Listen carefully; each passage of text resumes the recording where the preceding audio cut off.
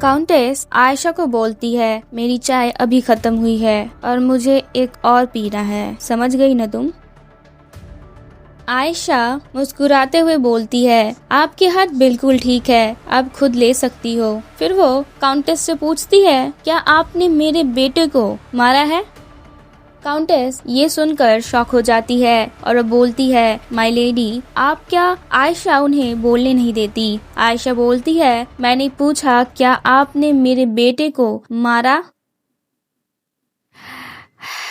Countess बोलती है, तुम्हें बिल्कुल तमीज नहीं है, बदतमीज औरत। आखिरकार तुम्हारा असली चेहरा सामने आ ही गया, बिल्कुल वैसे ही जैसे मैंने सोचा था। तुम एक ऐसी औरत हो जिसे सिर्फ यही आता है कि अपना दामन उतार कर मर्दों को कैसे खुश करे, बिल्कुल एक बदतमीज लोमड़ी की तरह। हो सकता है तुमने मेरे भाई को बेवकूफ बना लिया हो, पर मुझे कभी बेवकूफ नहीं बना पाओगी। आयशा बोलती है, मुझे लगता है कि आप कुछ गलत समझ रही है। मेरे पास आपको धोखा देने का कोई भी वजह नहीं थी। मैं तो सिर्फ तमीज दिखा रही थी क्योंकि आप मेरी होने वाली सिस्टर इन लॉ बनने वाली हो। क्या आपको इतनी सी बात भी नहीं पता है? काउंटेस आयशा को बोलती है, क्या तुम मेरे सामने इस तरह से बर्ताव करने की हिम्मत कैसे कर रही हो? क्या तुम पागल हो गई हो? आयशा बोलती है, मैं आपसे तीसरी बार पूछ रही हूँ, क्या आपने मेरे बेटे को मारा? आपका जवाब क्या है? काउंटेस हंसते हुए बोलती है, कभी कभी सख्ती करनी पड़ती है। मैंने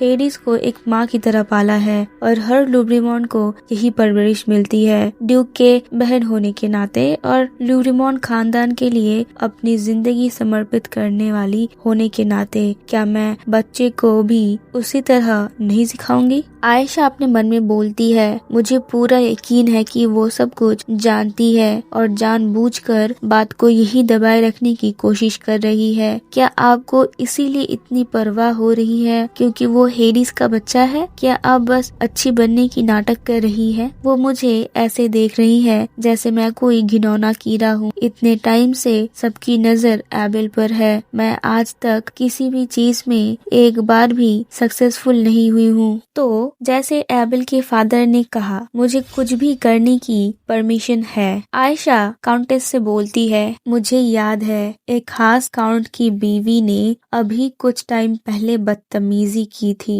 अगर मेरे बेटे को एजुकेशन के नाम पर सजा दी जा सकती है तो फिर उस औरत को भी इतना जोर से मारना चाहिए कि उसके पैर से खून निकल आए, सही है ना? काउंटेस बोलती है, क्या तुम कितनी बेशर्म हो सकती हो? तुम्हें क्या लगता है, क्या तुम अभी? आयशा काउंटेस को बोलने नहीं देती। वो बोलती है, मैं जल्दी ही डचेस बनने वाली हूँ, तो फिर उस तरह से बिहेव करने में क्या गलती है? कोई गलती तो नहीं है। काउंटेस आयशा को बोलती है, कब से ये चुड़ैल यहाँ घुस आई? आयशा बोलती है, मैं चुड़ैल नहीं हूँ, चुड़ैल तो आप हो। आपके परिवार के लिए आपकी निष्ठा देखकर मैं आपको इज्जत देना चाहती थी, लेकिन सब इज्जत का वक्त खत्म हो चुका है। मैंने सोचा था आप समझदार हो, पर लगता है मैं गलत थी। आप हद पार कर चुकी हैं। अब से मैं अपने बेटे की परवरिश खुद देखूंगी, इसलिए आप कोशिश भी मत कीजिए बीच में पड़ने की। और अगर आप इज्जत देने की बात कर रही हैं, तो पहले आपको अपना दिमाग ठीक जगह पर लगाना होगा। आप कह रही थी आपने मेरे पति को माँ की तरह पाला, ये सोचकर ही मुझे उनके बचपन पर तरस आता है। पता नहीं उन्हें किस किस चीजों के बोझ उठाना पड़ा होगा। ये सारी चीजें सुनकर काउंटेस शॉक हो जाती है और वो बोलने की कोशिश करती है, तुम लेकिन आयशा काउंटेस को बोलने नहीं देती। आयशा बोलती है, मैं आपको ये भरम में रहने नहीं दूंगी कि आपकी निष्ठा आपको ये अधिकार देती है कि आप मेरे पति और मेरे बेटे के साथ अपनी मर्जी से कुछ भी बर्ताव कर सकती है। इस हवेली के मालिक आप नहीं हैं, मेरे पति हैं, और अगर आप हद पार करेंगी तो अंजाम संभालना मुश्किल हो जाएगा। काउंटेस चिल्लाते हुए बोलती है, तुम्हारा दिमाग खराब हो गया है। हेडिस को जब ये बात पता चलेगी, तुम क्या सोचती हो वो तुम्हें माफ कर देगा? आयशा बोलती है, बिल्कुल, वैसे भी मेरे पति आपसे तंग आ चुके थे, शायद वो मुझे अच्छा काम करने के लिए बधाई भी दे। काउंटेस बोलती है, ये तो पूरा पागलपन है। आयशा काउंटेस से बोलती है, मैं पूरी कोशिश करूंगी कि मैं अपनी पति और बेटे के बर्बाद हो चुके बचपन को ठीक करने की। आप बेहतर होगा रास्ते से हट जाइए, बीच में आने की हिम्मत मत कीजिए। और एक बात, बेहतर होगा आप जब जाएंगी तो अपने चमचों को भी साथ ले जाएंगी, वरना मैं उन्हें खुद बाहर फिकवा दूंगी। उनका चिपक चिपक कर बातें सुनने का आदत मुझे बर्दाश्त नहीं होता। काउंटेस शॉक हो जाती है, वो बोलती है, क्या? आयशा जाने वाली होती है, तब वो रुककर काउंटेस से बोलती है, और मुझे ये कहने में अफसोस हो रहा है, पर ये मुलाकात बस बातचीत करने के लिए बुलाई नहीं गई थी। और एक बात साफ साफ सुन लीजिए, आपने मेरे बेटे पर हाथ उठाया था, उस बात को मैं कभी माफ नहीं करने वाली हूँ। और जब मैं ऑफिशियल तौर पर डचेस बन जाऊंगी तो फिर मेरे क्वार्टर में दोबारा जरूर आइएगा, क्योंकि उस दिन आपके पैर से भी खून बहेगा।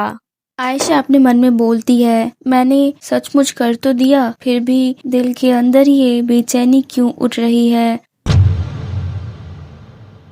वो एबेल की बातों को याद करती है।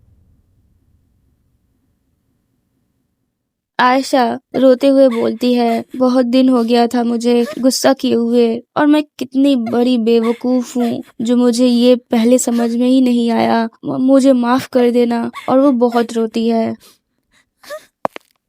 तभी एनी वहाँ आती है और आयशा को रोते हुए देखकर वो चिल्लाते हुए बोलती है, हे भगवान, माय लेडी। आयशा बोलती है, एनी। एनी आयशा को बोलती है, क्या हुआ? क्या काउंटेस ने आपके साथ फिर से बदतमीजी से बात की? वो पागल बुढ़िया औरत, मेरी मिस्ट्रेस का इस तरह से बेइज्जती करना, जबकि वो एक इज्जतदार घर से आती है, वो गंदी औरत। आयशा एनी को बोलती है, नहीं, ऐसा नहीं है, मैं ही थी जो सबसे ज्यादा उनसे बदतमीजी की। एनी बोलती है, फिर भी उन्होंने जरूर आपको इतनी बुरी बातें बोली होंगी, तभी आप रो रही हैं। मैं अभी जाकर उस बुढ़िया की बाल पकड़ के खींच लूंगी, और बाद में जो सजा ड्यूक देंगे वो भी मंजूर, बस देखते जाइए। आयशा एनी को बोलती है, नहीं, वो बात नहीं है, मैं इतनी बदतमीजी से बात की थी कि उनके पास जवाब ही नहीं बचा था, मैं उनकी वजह से नहीं रो रही हूँ। एनी बोलती है, तो फिर बात क्या है? मैं कह रही हूँ ना, इतना मत सोचिए, आपकी कोई गलती नहीं है, तो प्लीज और मत रोइए, ठीक है?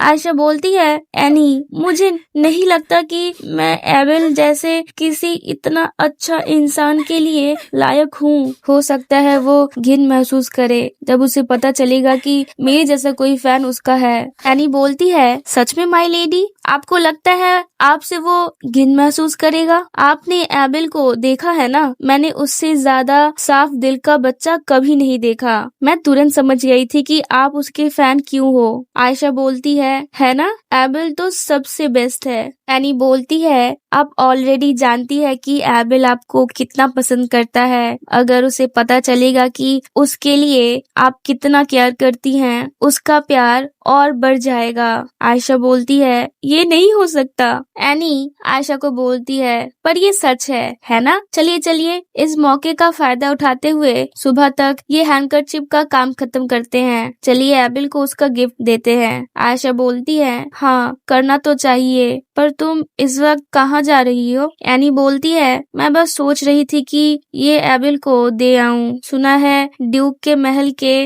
नौकर नौकरानी उसे एक भूत की तरह ट्रीट करते हैं। मुझे पता था आपका शक सही निकलेगा, लेकिन मुझे लगा था कि कम से कम एक आदमी तो होगा जो उसकी देखभाल करता होगा। आयशा हमें बताती है, एबेल का बचपन बहुत ज्यादा तन्हा रहा है। अगर हेडेज ज्यादा वक्त तक साथ होता तो शायद वो उसे प्यार और देखभाल कर पाता। पर फिर आयशा बोलती है, हाँ। एनी बोलती है, अरे माय लेडी, आप फिर से रो रही हैं? क्या आपको उसके लिए बुरा लग रहा है? सच में? आयशा अपने मन में बोलती है, जितना मैं सोचती हूँ उतना ही मेरे दिल में दर्द होता है। एनी, कहानी में तो एबिल का बचपन बस एक छोटी सी लाइन से दिखाया गया था, पर असल में उसने कितना कुछ सहा होगा। उसका पूरा दर्द बस टेरेबल कहकर हटा दिया गया और ये सोचकर मेरे दिल में और दर्द होता है। एनी बोलती है, सच बोलूं तो इस सब को लेकर रोने धोने के बजाय आप एबिल के साथ वक्त क्यों नहीं गुजारती? आयशा बोलती है, एबिल के पास जाऊं? एनी बोलती है, हाँ,